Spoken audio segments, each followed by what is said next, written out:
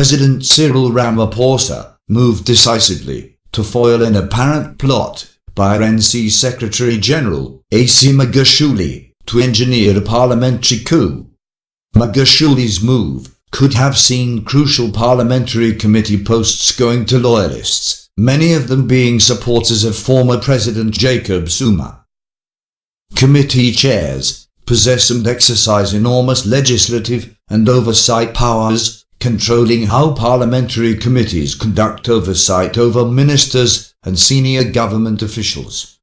If successful, the anti-Ramaphosa figures, many of them implicated in state capture and corruption, would have held sway in Parliament, potentially frustrating any legislation Ramaphosa might have proposed in his ongoing reform and clean-up drive. The coup attempt is the latest chapter in a saga of defiance, in which Magashule has emerged as the principal RNC obstruction to Ramaphosa's new dawn. It comes in the same week that the ANC National Working Committee appointed an investigation into claims that some party leaders, including Magashule, had a hand in forming smaller parties to contest last month's elections, with the aim of reducing the RNC's majority. Among Magashule's choices for top posts in Parliament were notorious figures from the Zuma era, including former Northwest Premier Supra Mahumapelo, former Communications Minister Faith Mutambi, and former Mineral Resources Minister Mzimba Zwane. The Sunday Times can disclose that Ramaphosa and other senior party leaders were left stunned when they learned that Magashule had travelled to Cape Town on Wednesday, the 12th of June 2019, planning to announce new portfolio committee chairs, largely drawn from his camp, the next day. The timing of Magashule's RNC caucus meeting raised eyebrows, as Ramaphosa, his ministers and their deputies were attending a cabinet lecture in Pretoria on Thursday. Well-placed sources said Ramaphosa stopped Magashule in his tracks after his office was alerted by his parliamentary councillor, Gerhard Kornhoff, on Wednesday. He apparently told Ramaphosa that Magashule was set to announce the new chairs of portfolio committees and the WIFRI on Thursday, even though they had not been endorsed by the national leadership. The move was seen as part of a fight back by Magashule and his supporters, after some of them were overlooked for ministerial and deputy minister positions. In retaliation for their exclusion, Magashule's supporters in the RNC vowed to capture Parliament. Insiders said the proposed list of portfolio chairs was discussed at an ANC top 6 officials meeting on Thursday last week. However, insiders said the top 6 had other ideas and rejected some names on the list. The top 6 further decided that consultations with alliance partners should take place before the list was finalized. However, lobbying for positions continued after the top 6 meeting. Talk in parliamentary corridors was that even outgoing RNC Youth League leader, Colin Main, had convinced Magashule to include his name.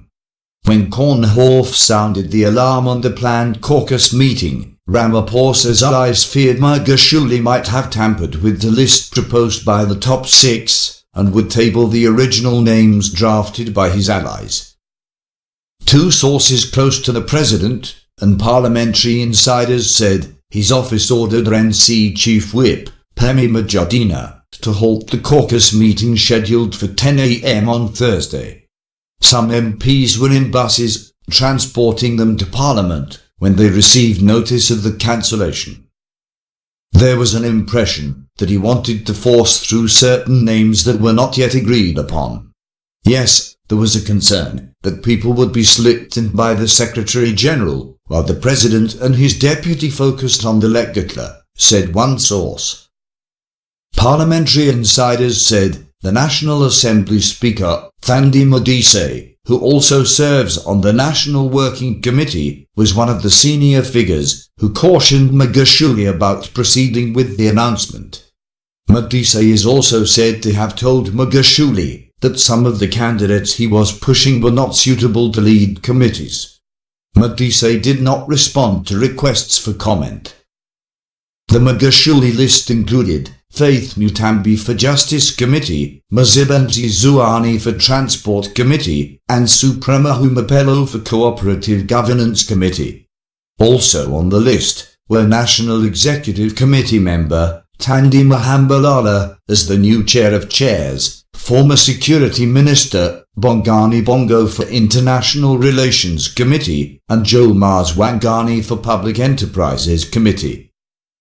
Former Deputy Finance Minister Sfiso Buthelezi was set to head the Finance Committee, and known Magashule ally Madalan Tombela was to chair the State Security Committee. The Police Committee was to be led by Zuma cheerleader Mervyn Dirks. The Magashule grouping also planned to take over the ANC caucus's influential political and strategy committees, which give political direction and marching orders to the party's MPs. The intention was to populate the political committee with Zuma allies, such as Duomo Dlamini, Batabili Dlamini, and RNC Youth League Secretary-General Njabulon Nzioza. Batabili Dlamini quit as an MP last week. An MP, who is also member of the RNC's NEC, said there was a huge fight over who to deploy to lead powerful structures, such as the Justice Committee and the Joint Standing Committee on Intelligence. The source said, the Magashule faction wants control of those committees, because they fear that the Ramaphosa camp wants to use the state security apparatus to deal with their rivals. The other reason the Magashule group wants to control the Justice Committee is to shield Public Protector Bizisiwe Mkhwebane from possible impeachment. The plan also includes taking over the Finance Committee to push for the nationalization of the Reserve Bank and a change in the bank's mandate. The group wants control of the Public Enterprises Committee to frustrate Ramaphosa's ISCOM plans. Asked about the cancellation of Thursday's caucus meeting, Magashule said it was because he had not been ready to make his presentation, despite travelling to Cape Town the night before. However, a memo sent to MPs on Tuesday, seen by the Sunday Times, lists the deployment to portfolio committees and WIFRI on the meeting's agenda. Magashule denied that she was instructed by Ramaphosa to cancel the meeting. The matter is expected to be finalized at a special NEC meeting sitting in Cape Town on Tuesday, the 17th of June 2019. Please check in the description box below for the links to the sources of this report. Thanks for watching. Please comment, like, share and subscribe.